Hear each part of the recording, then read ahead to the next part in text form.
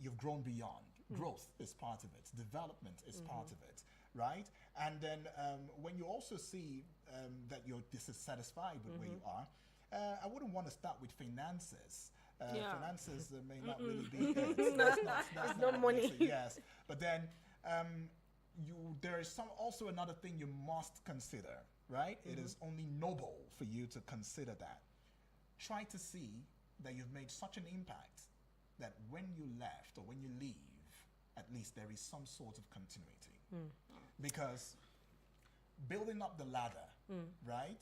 They say don't abandon those you passed on the way up, right? Because you never know. You just never know, right? So yes, it comes from that place to know that there is some other person, who is there. That way, you move with ease. All right. Move with ease. Yes. Right. Now, I happen to have a mentor who said one time that you understand the degree to which you are valuable by your ability to do what you do and the difficulty in replacing you. Now, there are questions that you would ask yourself on the journey to self-discovery. Like, who am I, right? What do I have? I've said it here many times. Who am I? What do I have? What do I need that I don't have? And how can I develop what I already have? These are questions that you ask yourself, on a journey to self-discovery. But let's hear you. Now, you talked about passion. You talked about passion. If I get that correctly, you said something about discovering your passion. Let's get profiting from your passion. So a lot of us just have this passion and we're like, this is my job, but this is my passion. Right. I'm not doing this one for money. I just enjoy doing it. And this is my job.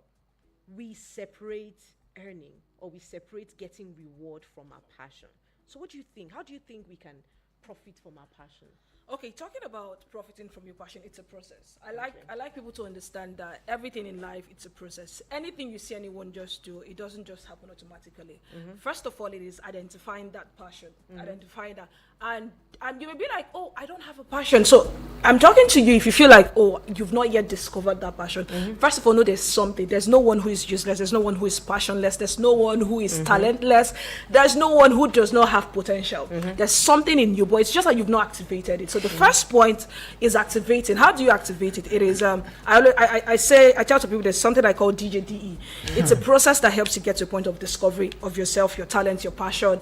And that is, I say, first of all, date yourself.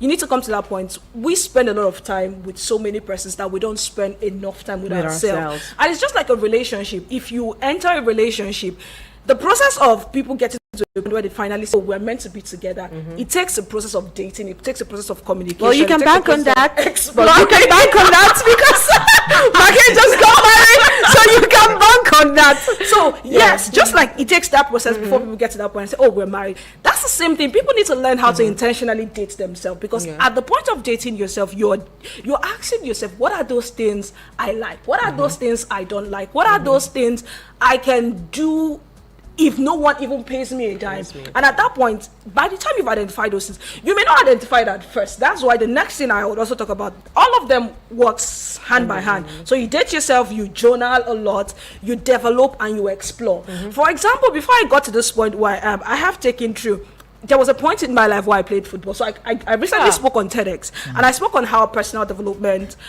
sparks collective transformation. And I was telling them about discovery as well as the first point of starting. And I said when I was discussing, I did not even mention to them that I played. It was when I was discussing with my mom. My mom said, did you forget that you played football at some point? I'm like, it's true. I did not even mention that.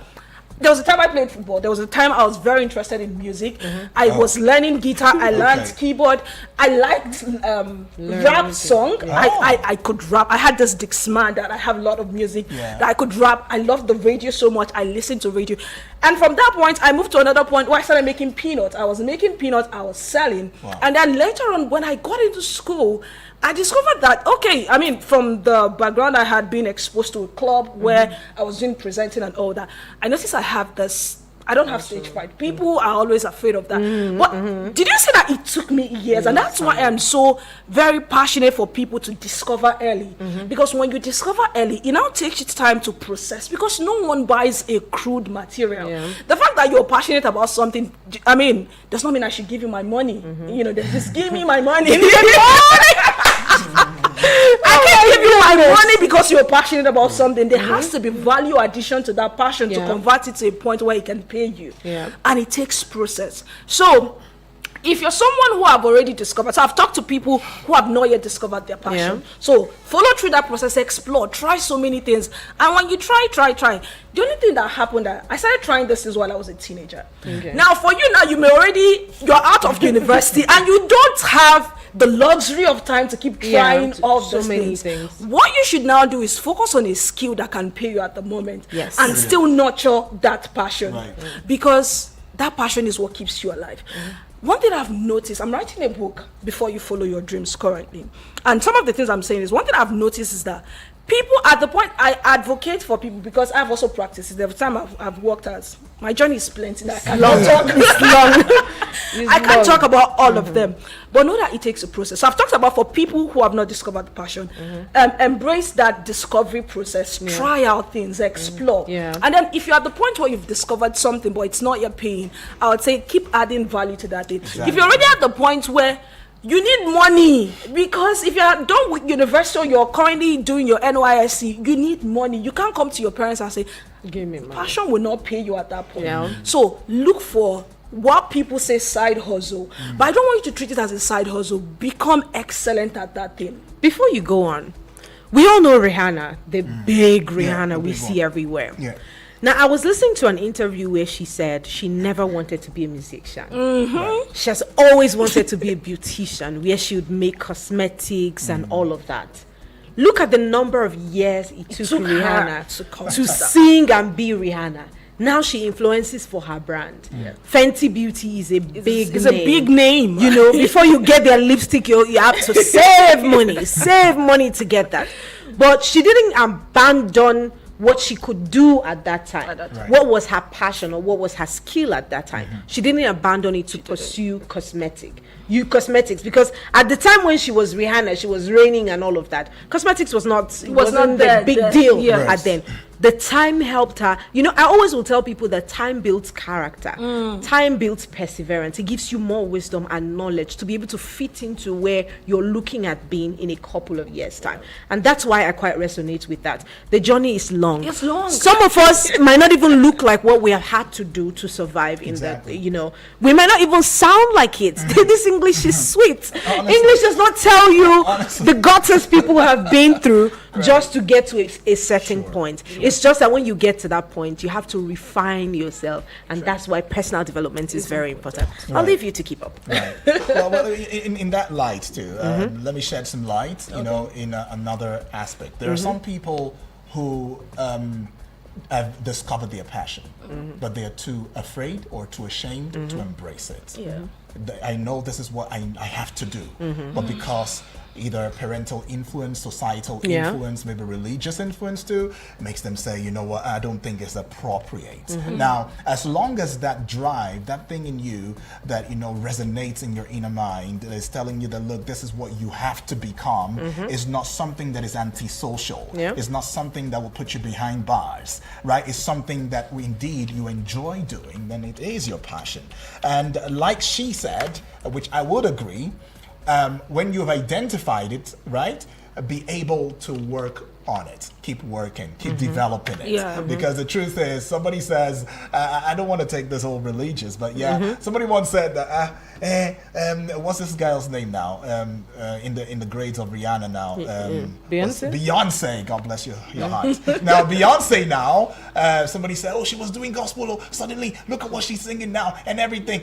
One day, this her voice will not come through. So, come on, excuse you. She has built capacity. She's built capacity. She kept at it. She's keeping at it. She's still rehearsing. She's still giving so much time, you know, to be better than the last Beyonce she was. She will keep soaring higher and higher. So it's the same thing. Now, for some other persons who have not really identified their passion. There are some people who have not Yeah. identified their passion. Yeah. Please don't be afraid to try out. True, Do true. tryouts. Try out. And then, you know, Tryouts. you mentioned something I wanted to, touch a bit. All right. Most times people think that, so passion is not just, passion is an offshoot. When you see a fruit, fruit comes from a tree, and Okay. a tree has branches. So Yeah. passion is more like an offshoot Okay. of something that is deeper. Because I believe that when people, I mean, you may be listening and you feel like I have this passion, and that's why I'm so keen. I really want people to understand that beyond just passion, there's a purpose for your life. Yeah. Passion is that thing that spurs you up, that gives you a sign towards Never okay, get tired of doing it. exactly, but it's also linked somehow to your purpose. Yes. And you must understand that your purpose is not just about you, it's about other Other people. people. Because I'm saying this because there are people who I work with people who are they're already at that point where they're comfortable, like there's no need for me to follow this passion again, or this thing that looks like it's going to impact others. But imagine that there is someone that there's a very story I like so much, that someone was born blind and he met let me go biblical, he met Jesus, and he was told that, and his disciples asked him, why was this man, why isn't his father's sin, this man did not do anything, and he said it was just for the name of God to be glorified. I want to let you know that there are people who are in different levels of either poverty or either in different levels of obscurity, and they are waiting for you to shine your light. So that passion that you're playing with might be something that would uplift that person Somebody else. somewhere else in another state. So it's a web that is interconnected. So don't feel like because I already have money, your life is not just about the money you have. Purpose. There's a purpose for your life.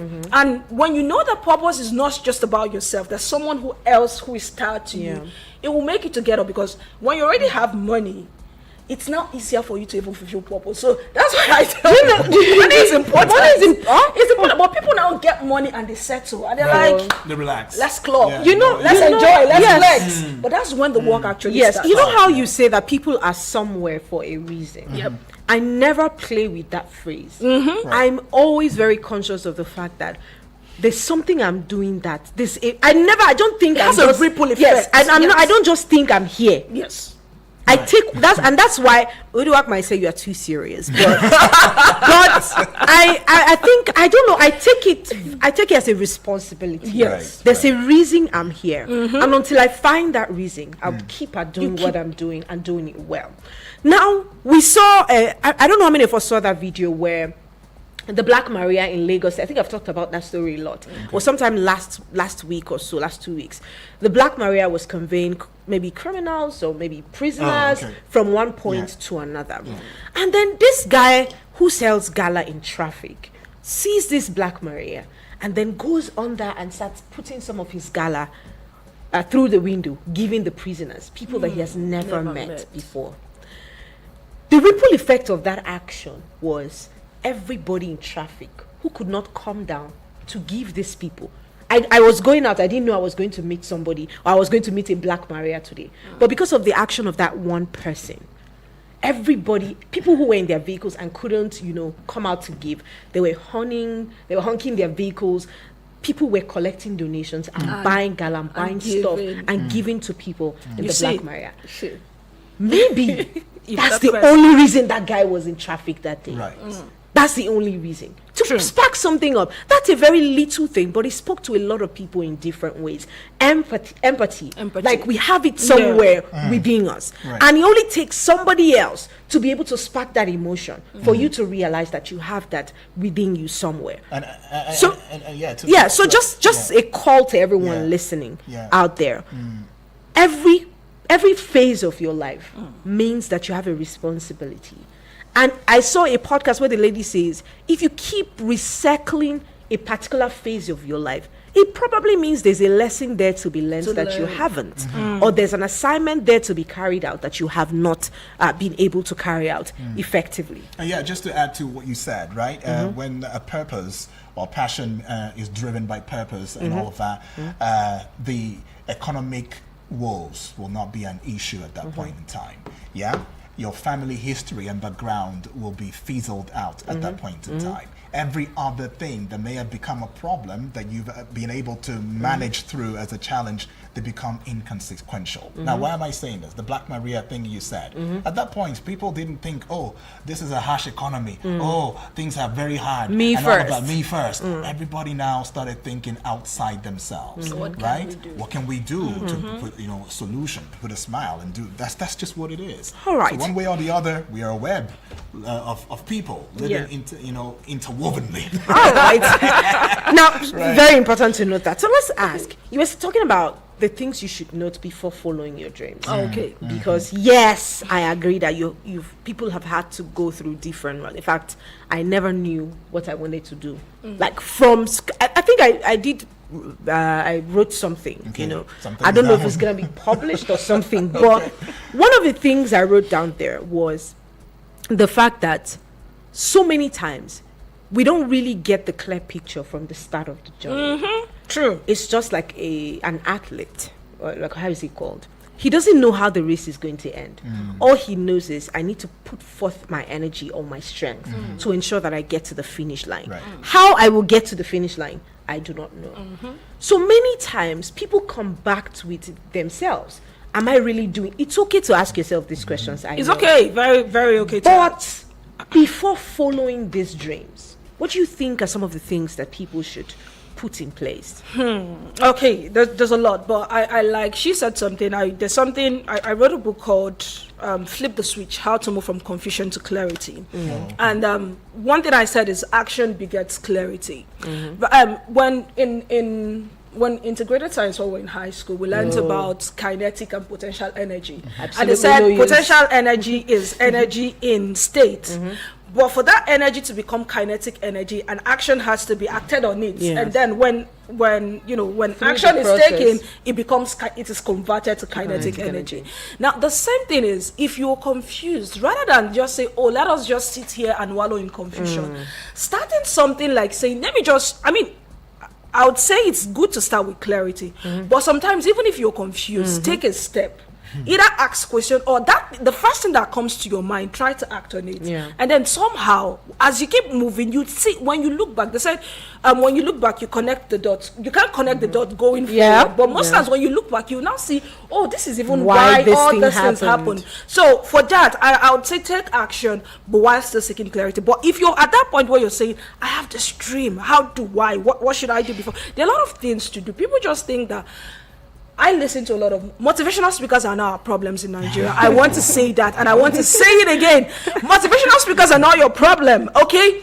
And if they say something, you need to, even as I'm speaking to you, you need to take things in context. It may not apply to you at the level where you are. But if you've listened to those speakers, somehow they've inspired you to get past a particular stage. They're not the ones that now made you. But they cannot help you sustain what you have picked from their and message. they're not the ones that. There's so many factors. So a lot of motivational speakers have always said, follow your dreams. I've listened to them. Follow your dreams, dream big, and the rest of it.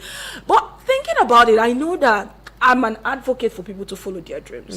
But before there are things you need to put in place. And there are so many of them. One of them we just talked about is sometimes there's something called scaffolds.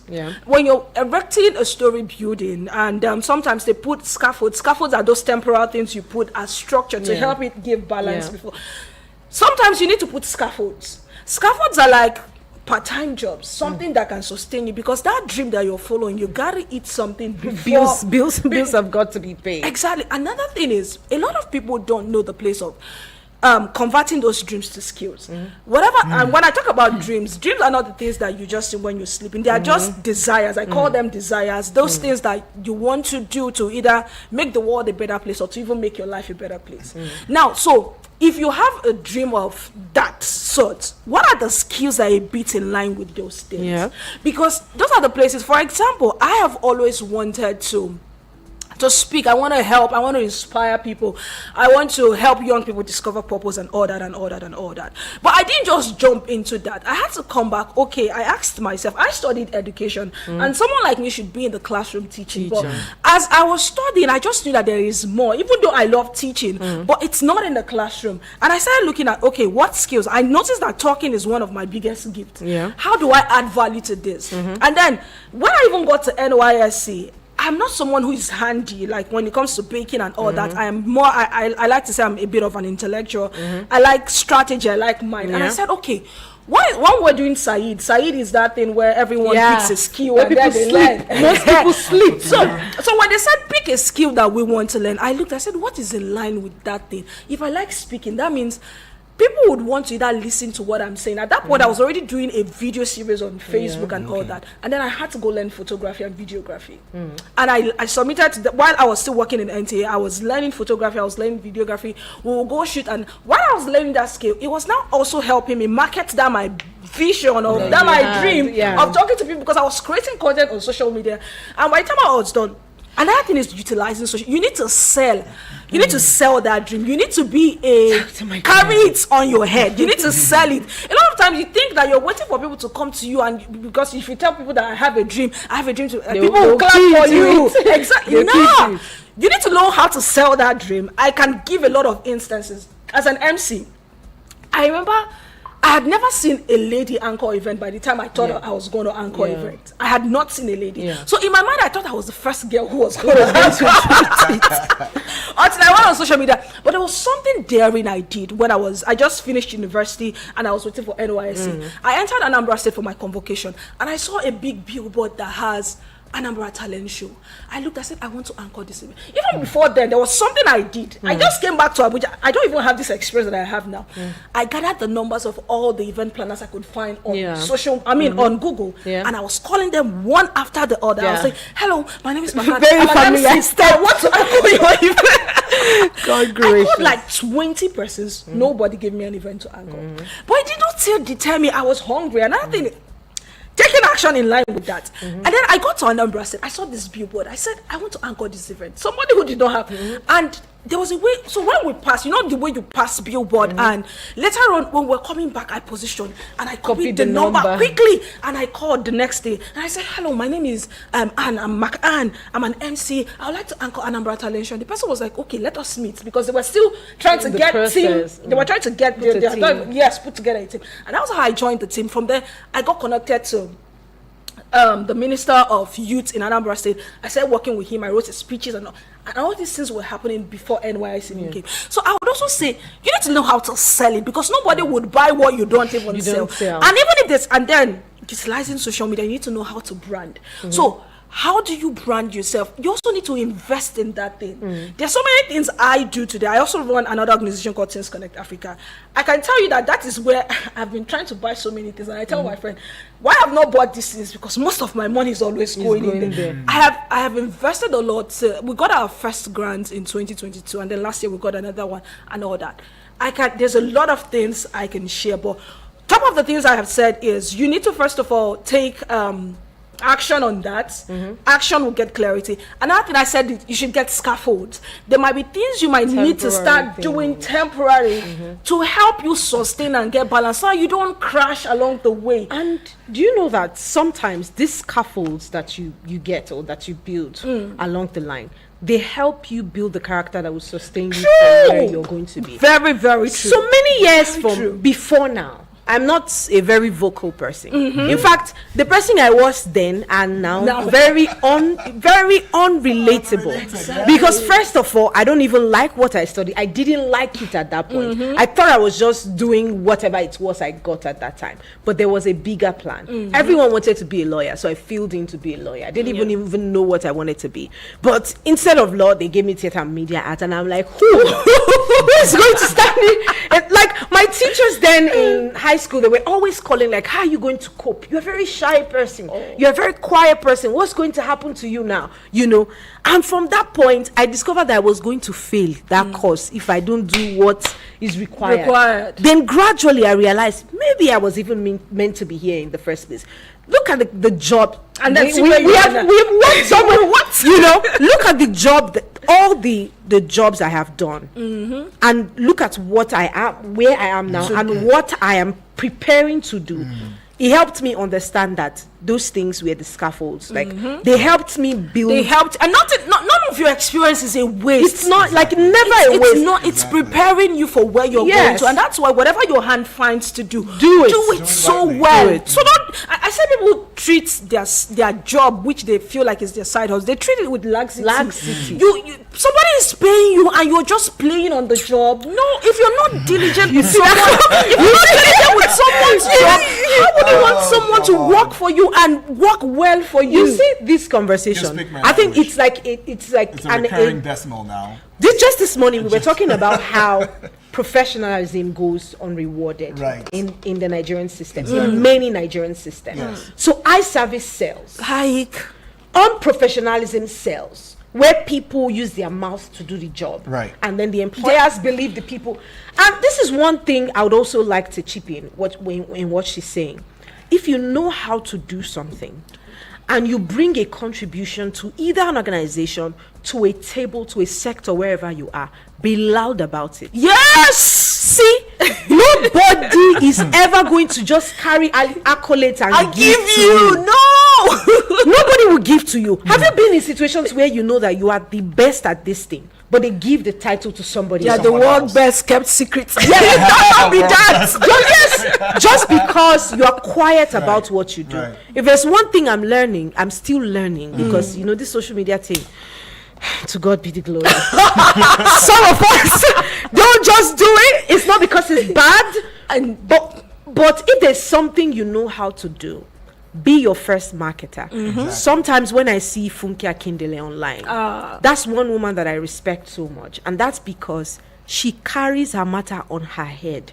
For someone of that status, you know, imagine someone making over $1 billion from a movie, you know, that has not even gotten to the cinemas yet, you know. Someone making that amount of money and is still on Instagram making content here and there, dancing here and there, and you need to sell your market. You need to carry it. You need to carry it on your head. And the first thing is, if you don't believe that you're able to do that thing, one thing I always will say here is, if you don't know who you are, people will tell you who you're not, and they'll force you to agree to who you're not. So the first step is understanding that this is who I am. This is where I am right now, and it's not bad to be here. But what is bad is remaining there.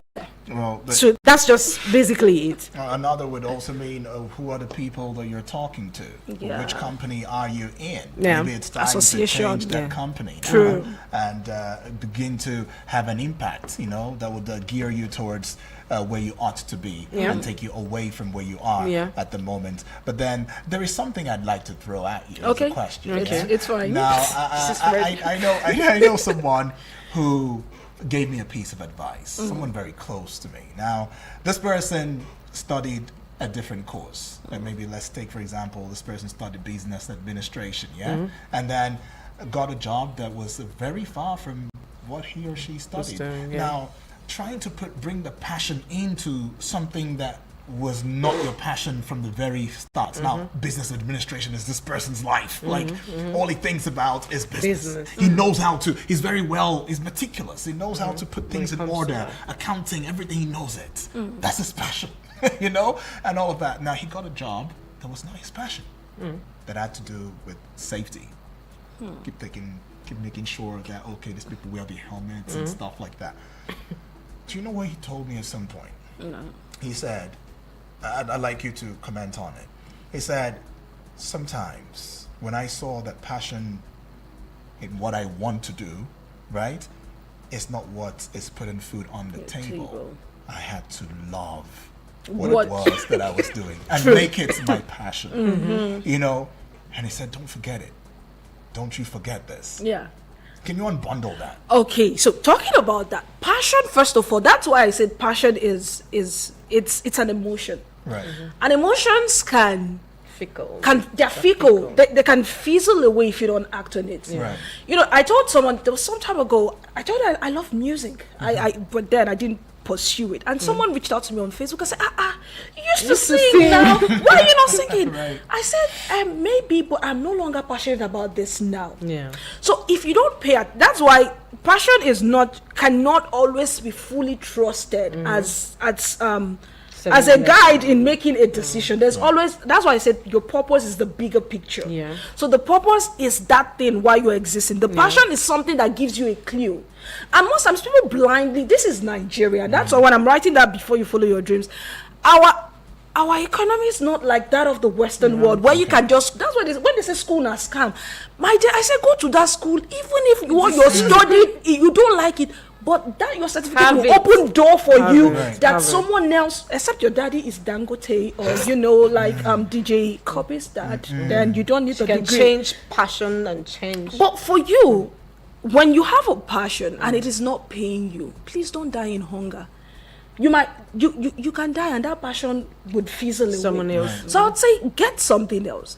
But there's some passion that are reoccurring. Those ones are someone that, I mean, they're somehow tied to your purpose. So those ones are the ones that won't let you, even if you're doing something else, they won't let you. It's more like they're hunting. They find expression wherever you are. So if your passion is not that type, you've discovered that you've checked Nigeria, you've checked, does this thing have a higher value? When you analyze that and you're seeing that there's no alignment, there's no long-term goal in line with that, you can switch. And when you do something over time and you put in an amount of excellence, you put in an amount of diligence in studying, in growing in that, you can become passionate about that thing. So passion should not always be trusted as say, I'm just passionate about. So because you're passionate about it, you will now just be going blindly. And if it's not refined, if your passion is not refined, and if you don't even turn it to skills, you cannot serve it. Skills is what people pay for. If you've not been able to think of what are the skills in line with this passion that I can develop and productize.